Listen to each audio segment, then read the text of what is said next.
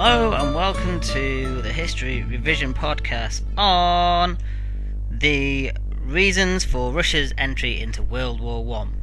There are lots of reasons for the outbreak of World War One and why the different countries joined, but we also need to look at the specific reasons as to why Russia joined.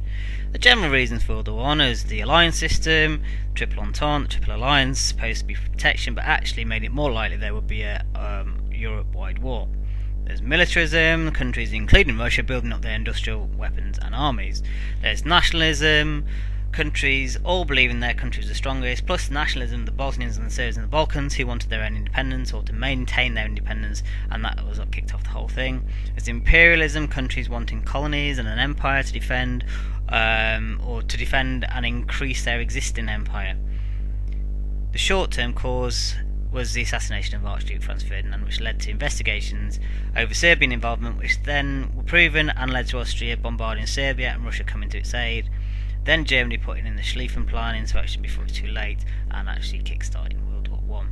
The specific reasons for Russian involvement were the long-term reasons: concern about the security of its borders, especially in Europe, the recent growth of Germany as a united country from 1871, the formation of the Austro-Hungarian Empire in 1867, and the decline of the Ottoman Empire and the worry about the threat to Russian interests there and in the Balkans.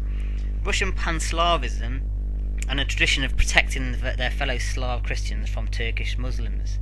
75% of the grain exports, which is 45% of total trade, went through the Bosphorus and the Dardanelles Straits, and Russia needed to make sure those straits were not under hostile control. The medium-term reasons was Russia was anxious to protect the western borders of Russia, and having Poland as a buffer led to defensive alliances such as the Triple Entente in 1907. During the Balkan Wars between 1908 and 1914, Russia involved itself further in preventing Austria-Hungary from taking control of the region, and they did actually get marginal gains from these skirmishes.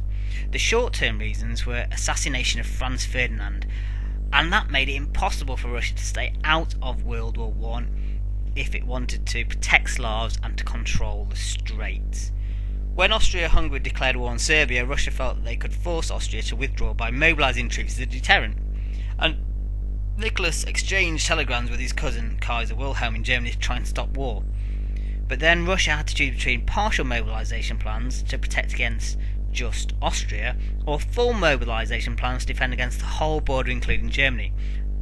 The two could not both be done simultaneously because of train timetables.